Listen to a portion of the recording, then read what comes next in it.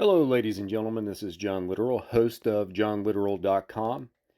And today is part 4 of my series that I'm doing on the Confessions of a Free-Thinking Christian, which was the very last book that I've written. And so I do recommend, as I start part 4, I recommend people to check out part 3. It will make this section make a little more sense for the reasoning why I wrote this part in my book. This part of my book is in the section called Romans chapter 13 verses 1 through 7 and 1 Peter chapter 2 verses 13 through 23 or 25.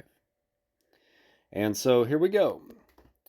Recently, I published an article on Romans chapter 13 titled, "Is Romans chapter 13 a forgery?" The passage in 1 Peter chapter 2 verses 13 through 25, there is a similarity to Romans chapter 13 concerning how we should submit to government authority. My goal was to determine through investigation whether there was a possibility that the powers that be, such as the Flavians and the Piso family of the Roman Empire, or perhaps some other satanic agent, may have added that section into the scriptures through a scribe. One thing for sure is that it is provable that there are many additions and omissions found in the ancient Bible manuscripts. Sometimes just a word or phrase, but there are also whole sections that have been added or omitted by scribes, such as the Gospel of Mark chapter 16 verses 9 through 20, and the Gospel of John chapter 7 verses 53 through chapter 8 verse 11. Sections that were not written by the authors of the books, but were added later by a scribe. So let's read Romans chapter 13 verses 1 through 7. It says, "Let every soul be subject to the governing authorities. For there is no authority except from God, and the authorities that exist are appointed by God. Therefore, whoever resists the authority resists the ordinance of God, and those who resist will bring judgment on themselves. For rulers are not a terror to good works, but to evil." Do you want to be unafraid of the authority? Do what is good, and you will have praise from the same. For he is God's minister to you for good. But if you do evil, be afraid, for he does not bear the sword in vain. For he is God's minister, an avenger to execute wrath on him who practices evil. Therefore you must be subject, not only because of wrath, but also for conscience sake. For because of this, you also pay taxes, for they are God's ministers, attending continually to this very thing. Render therefore to all their due. Taxes are to whom taxes are due, customs to whom customs, fear to whom fear, honor to whom honor. Just to kind of interject here on that, so they're saying that these satanic governments and these satanic agendas are ordained by God. So keep that in mind, that's what the scripture says here. Okay, moving on. In my investigation into Romans chapter 13, verses 1 through 7, I found that section is found in the oldest Bible manuscript, that being Papyrus 46, which dates sometime between 175 to 225 AD. As for Romans 13, there have been some who think that Romans 13 passage could have been added during the Council of Nicaea. But ancient Bible manuscript Papyrus 46 proves that this is not the case, since that manuscript that has the Romans passage was copied at least 100 years prior to the Council of Nicaea. But the problem with manuscript evidence is that there is no manuscript that has Romans chapter 13 that has been discovered that goes any older than Papyrus 46, which means that there's almost a 150-year gap between the time that Paul wrote Romans, which is estimated to be around 57 AD, to the date of the manuscript Papyrus 46. I also investigated witnesses of the early church fathers, and I found that didn't prove much either, since the oldest concrete witness was Irenaeus of Lyons, which is in the same timeline as Papyrus 46. There was another witness that possibly cross-referenced the Roman chapter 13 passage, that being called the martyrdom of Polycarp, and the oldest date for that witness is 155 AD. But one factor that almost nobody mentions concerning the reliability of the witness of the early church fathers as far as textual criticism goes is that the writings of the early church fathers have a similar textual reliability issue as the Bible does. And that is, the writings of the church fathers are products of scribal copies themselves with manuscript traditions and variants.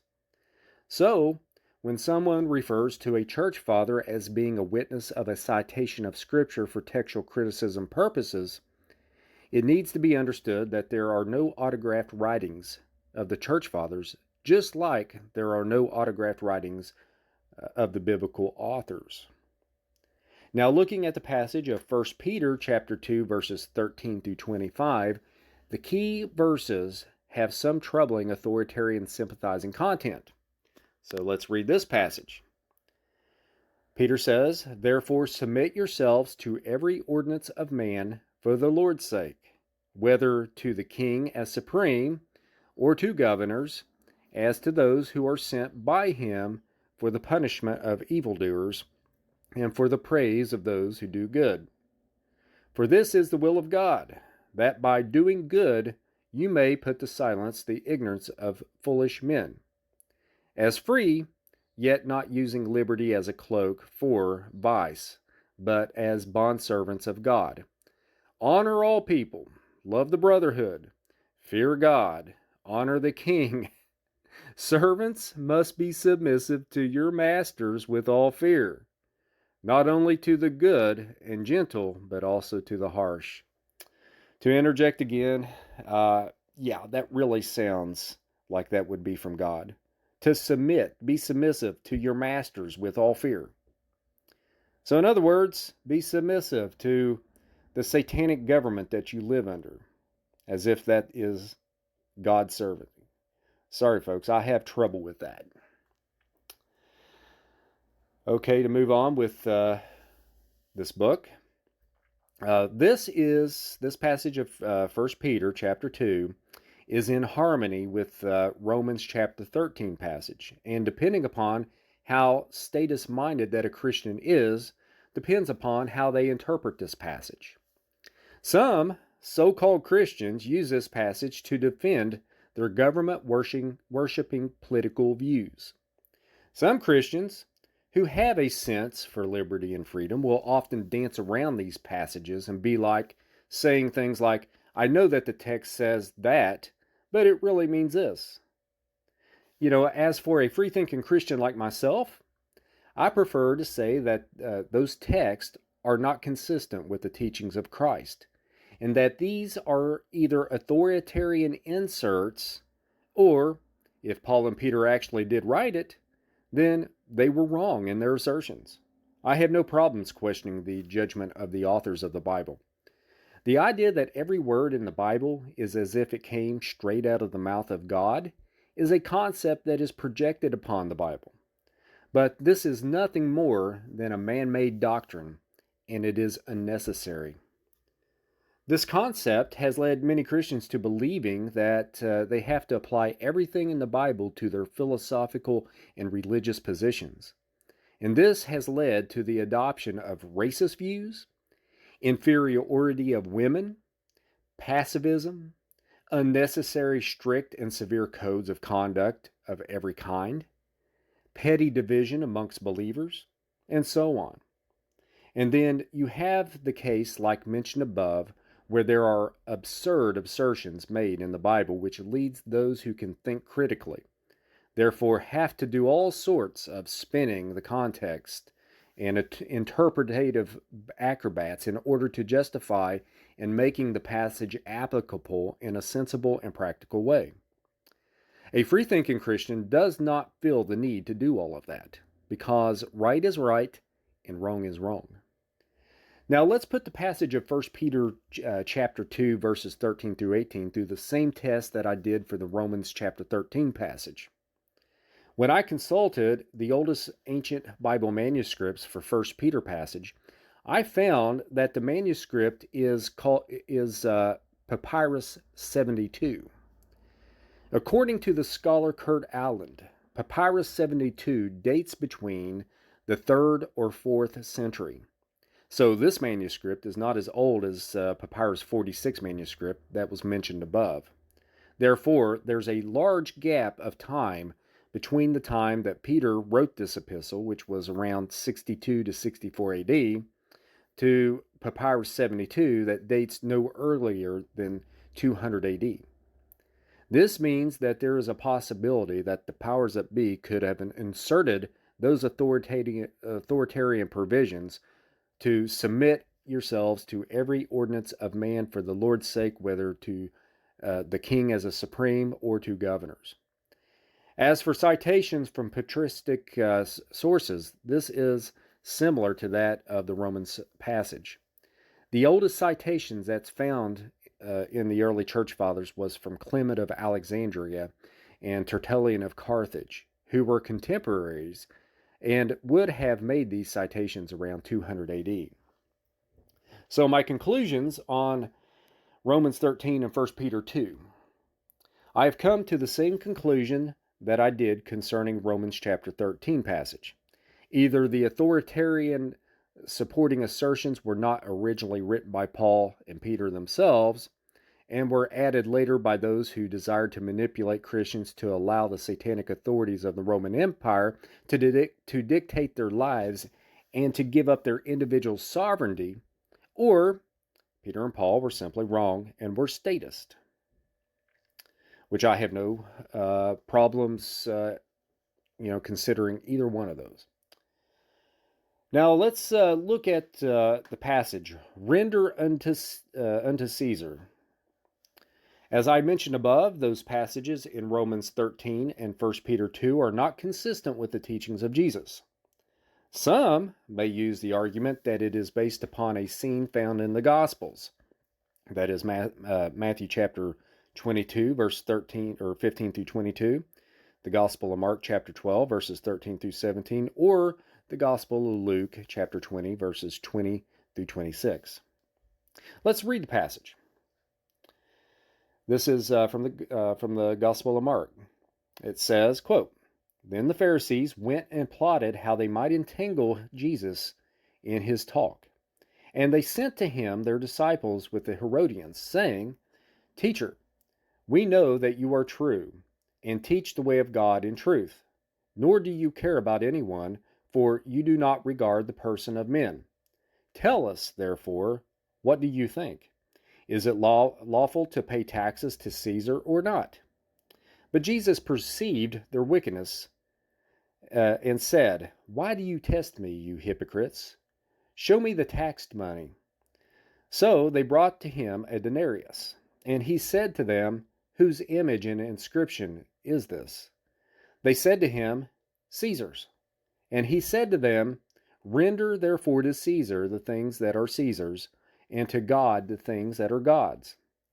And when they had heard these words, they marveled, and left him and went their way." Now this passage is sometimes used by statists to demonstrate that Jesus was in harmony with the passages mentioned in Romans and in 1 Peter. But this is not the case at all. This passage in the Gospels that recorded Jesus as saying, "Render therefore to Caesar the things that are Caesar's," was first of all an attempt to put Jesus in a situation where he would have been attacked by the authorities for teaching to not pay taxes to Caesar, or he would have been attacked by the crowd who were opposed by the authorities and hated Caesar. But Jesus brilliantly asked for a coin with Caesar's image on it and asked them whose image it was. And they said it was Caesar's, therefore making the case that the coin, even though it belonged to whoever earned it, it still ultimately belonged to Caesar because that was the currency of the monetary system under Caesar's control. When we use a currency created by a monetary system, it does not matter if we work for it because it ultimately belongs to those who created it. It just happens to be in the form of payment that we have agreed to receive as recompense for our services or trade. It is also illegal to destroy that money because it's still considered government property. So basically, Jesus is teaching that if we use a currency, then we are responsible to follow the rules of whoever created that currency because we have agreed to use that for exchange of goods. Obviously, the powers that be have created a control system that makes it much less convenient to operate outside of their monetary system. But ultimately, the decision is still up to us to use it. No doubt that this is why Jesus often taught that the dangers of money. It goes well beyond the individual's temptation of greed and the worship of money because it is being used to control the populations through usury, which is satanic. Illuminati banking cartels control the world through their monetary system, and they have accumulated most of the wealth of the world by lending their currency and creating a world full of debt slaves. As Proverbs chapter 22 verse 7 says, the rich rules over the poor, and the borrower is slave of the lender.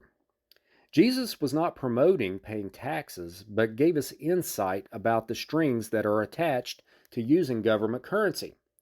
You may have worked for it or accumulated it on your own, but the currency is still the property of those who create it, especially fiat currency. Almost every teaching that is recorded of Jesus concerning money is almost always done as a warning of the dangers of it, that being personal greed and the slavery it causes. I'll go ahead and we'll conclude this video here, and I will pick up in the next video, and it will be about how I view the Bible. So folks, I appreciate you all. Check out the link in the description box below if you want to read this book for free. I'll offer it as a free PDF along with a couple of other books that I've written and published. One being the Handbook on the Powers That Should Not Be, and the other being the Antichrist and His Cult. So check that link out below. And you can also buy these books. They're around $5 a piece. And so, you really can't beat the price if you want to have it in print. And so, folks, take care. Have a good day.